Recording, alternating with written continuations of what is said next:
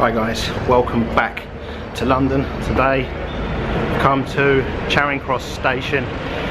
I'm headed to an event in Trafalgar Square, which is that way. But first of all, I'm heading that way to Somerset House. The event I'm headed to in Trafalgar Square, which is down there, is called in the Square, and it's a celebration of African art and culture. And I went last year. They had a stage with music, dancing, fashion show, a lot of live performance, and then they set up a market around the perimeter of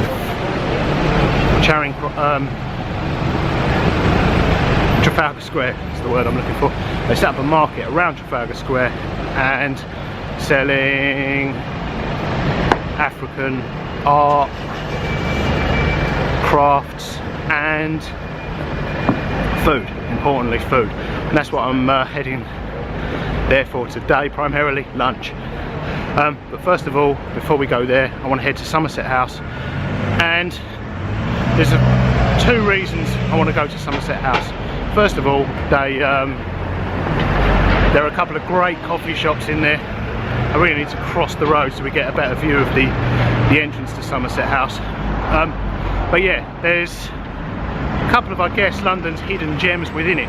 Somerset House itself is no hidden gem. It's a very large, officious looking former government building. Well, it still is a government building, but it's not used for government departments any longer. It was, I believe, originally the Admiralty, and it had river access. That later it became landlocked when they built the embankment. So yeah, it was the Admiralty. The Admiralty eventually moved further out to sea along the Thames. So more government buildings, more government departments moved into the building. Just across the road. More government departments moved in. And I think the coffee shop we're going to was actually once the Inland Revenue. So eventually all the government departments outgrew it. When they all moved out, the government put eventually the government put the building in trust. The aim of the trust is to, I guess, pay for the upkeep of the building while keeping it, parts of it, open to the public without being a burden on the public purse, on taxpayers. So you have the upper floors of it now are rented out to businesses as commercial property. The coffee shops and bars, the coffee shop we'll go to obviously pay rent for their parts on the lower floor, and there's an art gallery. That's what most people will be familiar with. Most Londoners will be familiar with London because they'll occasionally come to the art gallery. I was here last weekend at an exhibition of African contemporary art, but there are also other sections that are open for different reasons to the public, and that's obviously funded by the businesses that occupy the other parts of it. But yeah, the reason the businesses, the coffee shops, restaurants and bars are kind of hidden within it is because they, being an old building, they can't erect big neon signs on the outside or even the inside. So what looks effectively like a, well, was built to be the Admiralty and look officious and imposing, you wouldn't believe it was a coffee shop outside. So yeah, if you're coming to London, check out what's on, because most of the exhibitions, the art exhibitions, are not free, so you're going to want to, you need to know what's on if you're going to commit to that. But either way, just come and you can pop in, get a coffee, or admire the architecture. And there's a terrace out on the river side of the building, the south side of the building, so you can, in the summer months, they turn the fountains on in the courtyard, which was once a car park, and out the back there's a terrace with river views. You can enjoy a drink, and I'll show you. Probably get kicked out for filming, but I'll try and show you. The reason I came here last week and why I'm coming back here this week is there was an contemporary African art exhibition here, but I think it ended last weekend. I came on one of the last days, and as part of that exhibition they had the whole courtyard of Somerset House, which during the summer is fountains, they'd installed a whole army of, I guess, an artist's impression of a Nubian warrior, a whole army of them, life-size, so you can walk amongst them, and they look pretty cool. Hopefully it's here today. If not, I didn't vlog my visit here because you can't film inside art exhibitions, but I did take some footage of the courtyard, and yeah, this whole courtyard full of an artist's interpretation of African warriors from a paint. Imagine you've got a painting of an African warrior and then turn that into a three-dimensional life-size sculpture and built a whole army of them. That's basically what they did. So if that's not here, I'll insert some footage and share it with you either way. But it's definitely worth coming here for the coffee shop we're going to. But the reason this event's here now, or this art exhibition is here now, and the event is in Trafalgar Square, is October in Britain, is Black History Month. Black History Month started in America in the 1920s, or the event that became Black History Month started in America in the 1920s. It became Black History Month in the 1970s. And I think at its heart, it was originally to try and incorporate more African American history in the narrative of American history. It came here in the 1980s, and although if you go, Black history here in Britain and in America is one and the same thing. If you go back far enough, they probably took on a different course and slightly different narrative, probably from the late 1700s to the 1800s. So although it might seem a bit weird for them to be at different times, so the African American Black History Month is in February and this one's in October. They share a history but have a slightly different narrative. It's a long story, maybe I'll make a vlog about that at some point. But yeah, this is Somerset House. And there will be an ice rink here in about a month. You can check out my other videos of the ice rink. I can't see down into the courtyard, but I think the Warriors are, I can't see, the Warriors are gone, but I'll show you what they look like at the moment. This is a super busy road to cross. But yeah, check out Somerset House. Although the statues from last week are no longer here, I can overlay some footage from my visit last week. It's an installation by an artist called Zach Ove called Black and Blue, and they're 2 metre tall graphite sculptures, 40 of them rescaled from an ebony wooden sculpture. You wouldn't believe, you can pop in there for coffee, would you? But there's Fernandez and Wells there, it's like a tapas bar. If we head straight through, you can walk straight through the south wing, and there's a bar in there called Tom's Kitchen. And it's great in the summer, but I don't think they'll have the tables and chairs out there now in the winter months, but you can still eat indoors, but I'll show you.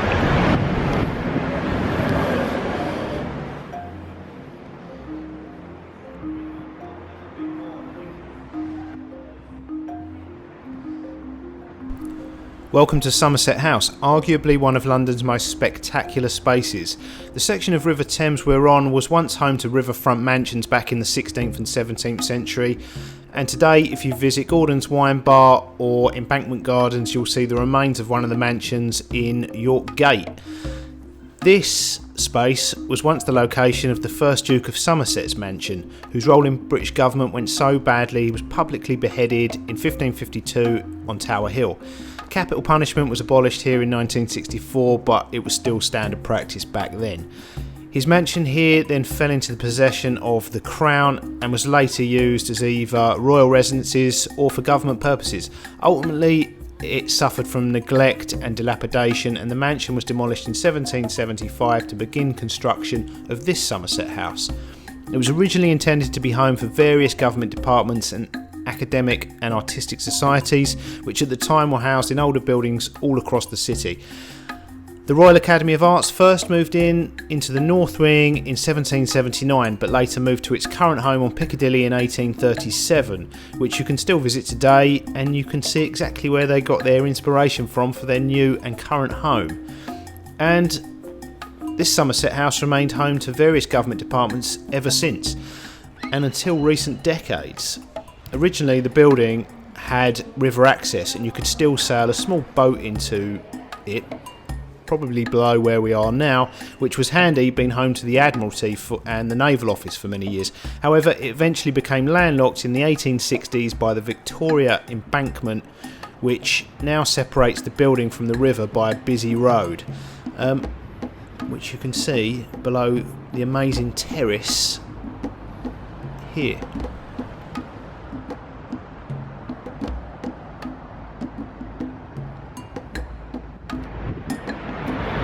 Okay, great reviews here.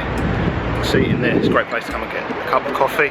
But I'm going to go to the coffee shop on the opposite, the east wing. Eventually, one by one, the government departments outgrew this building and moved out. So in the late 1990s, the building was put in trust with the aim of renting out some of the upper parts and obviously the coffee shops and bars to fund the upkeep of the building rather than taxpayers.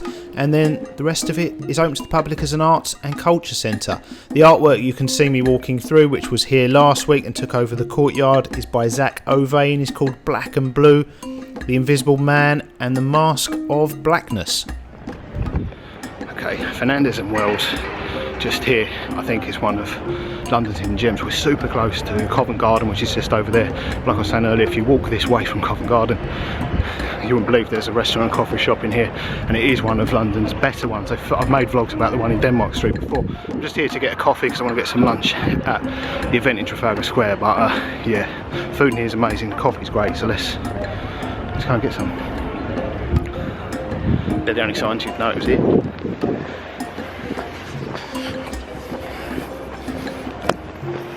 Automatic doors as well, it's like open sesame. There are lots of good reasons to come to Somerset House throughout the year. It's always worth checking out what's on. In summer, the courtyard fountains are on, they look amazing. Even just come and check out the architecture. They host London Fashion Week here, there's summer cinema, concerts, and in the winter they have an ice skating rink here, and it's an amazing backdrop for ice skating. While you're here, I'd definitely come to Fernandez and Wells. It's one of London's hidden gems. Okay, black filter coffee from Fernandez and Wells.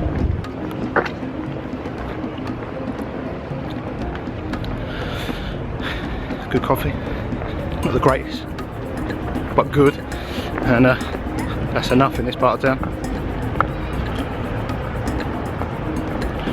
Right, I'm going to enjoy my coffee, walking back down to Trafalgar Square, and we'll go and check out Africa in the Square and hopefully get some lunch. But yeah, if you're in town, Somerset House, it's definitely worth checking out. Check out what art exhibitions we're on, but if you come into Covent Garden, we're right on the border of Covent Garden. There's theatres just 50 metres that way, so yeah, if you're in Covent Garden, you want to escape the hustle and bustle, shoppers and tourists, sure, walk across the road. Right, Trafalgar Square. If you're wondering what happened to all the old open back red double-decker Routemaster buses, anyone that's been to a wedding here in London might be able to tell you. I've certainly been on one. They're used, or a few of them are used, as transport to and from weddings, and here comes one of the wedding special buses.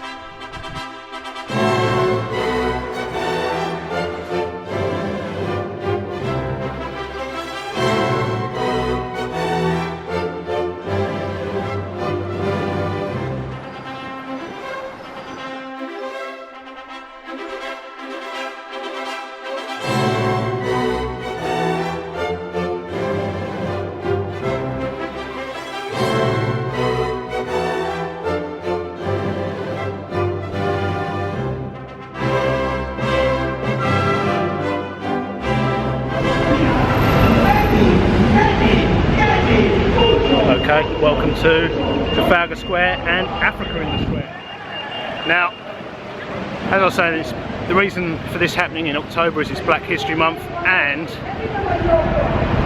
I don't want to talk too much about Black History Month, mainly because I haven't done enough research to talk freely about it, and it's like religion, politics, highly emotionally charged subjects, and if I get my facts wrong, even slightly, I'll be lynched.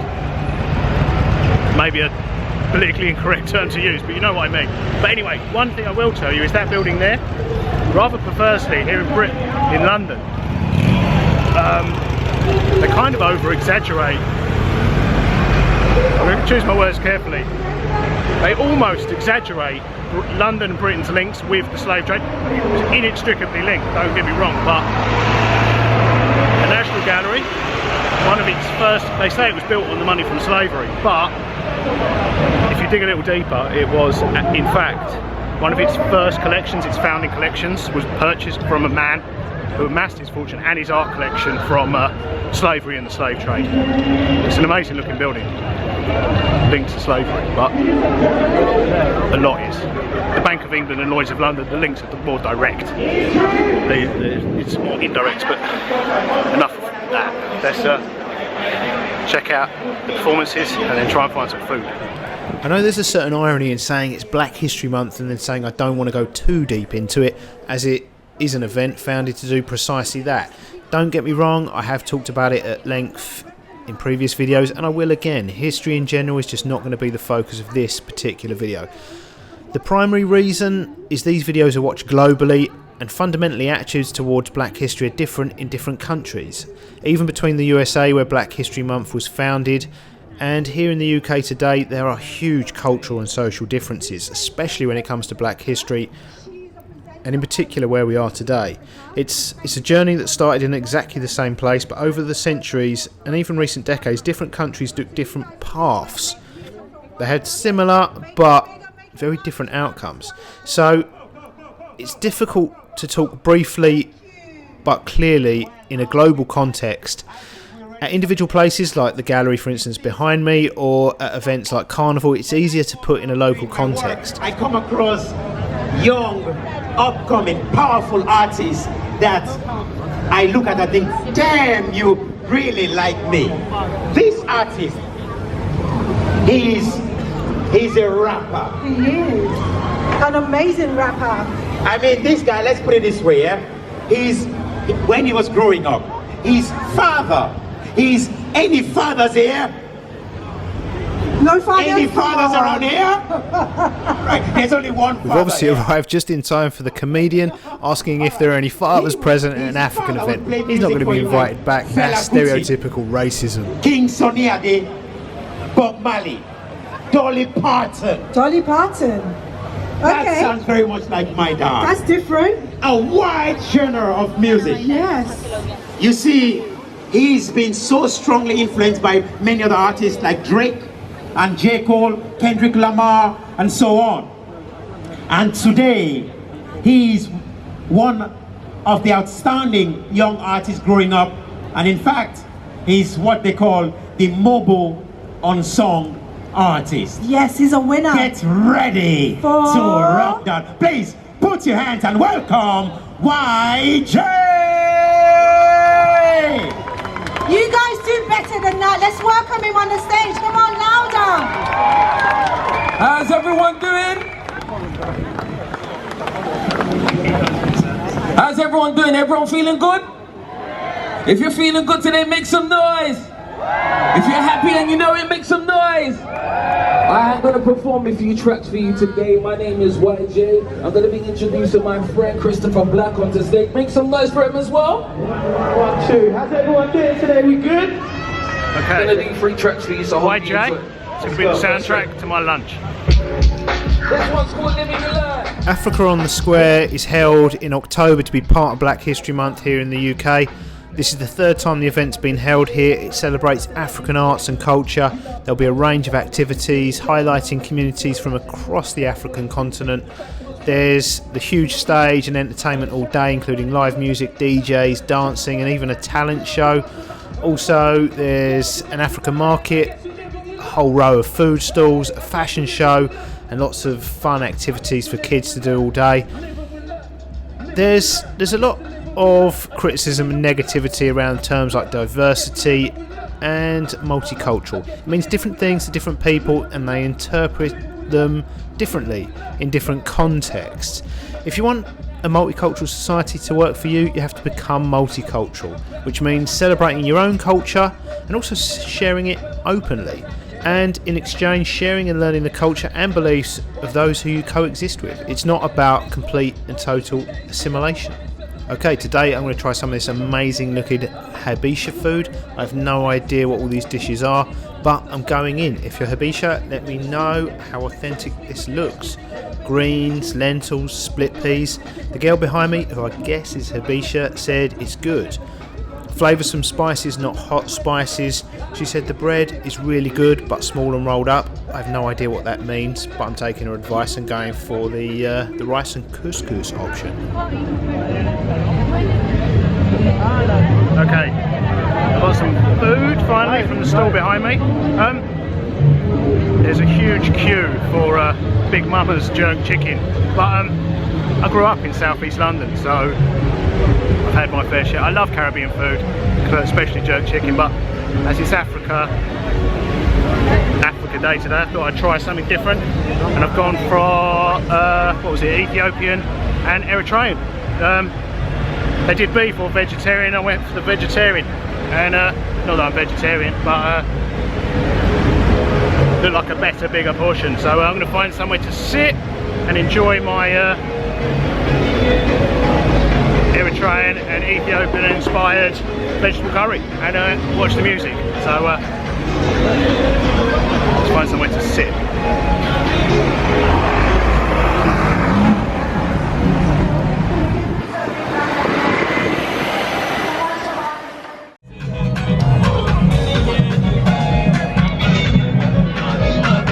Front row seats to enjoy lunch.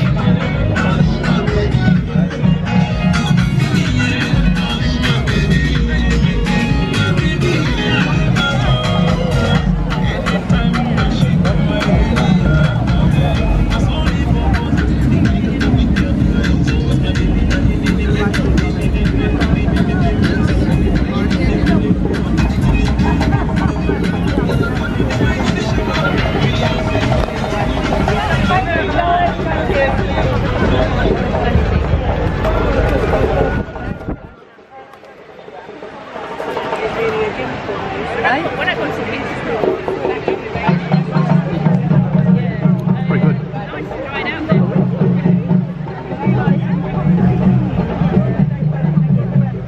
Right, I'm going to enjoy this. Some drum and slide.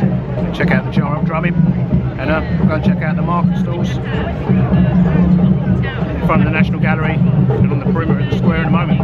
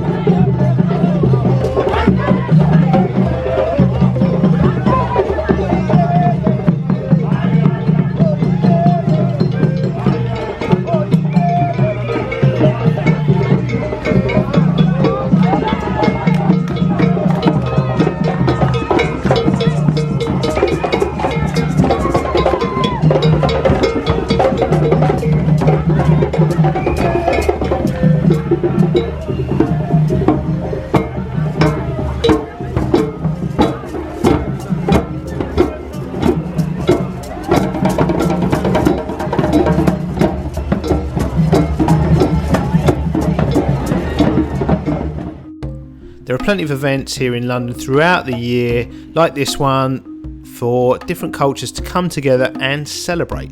And they're open for everyone of all different cultures to come and sample and even celebrate the differences. If you think being multicultural isn't working for you, the simple solution is to visit one or some of these cultural events and look for the common threads in community and cultures rather than the differences within the diversity. It's certainly not a weakness of London, it's always been one of the city's strengths, and I guess the art and the culture that stems from it, and really it's the people. It gives the city an incredible energy that you just don't feel in other cities.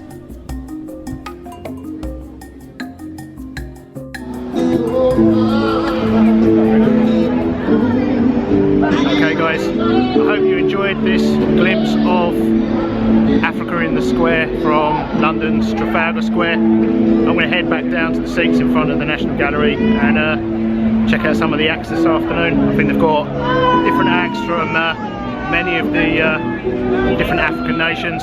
So until next time, toodles.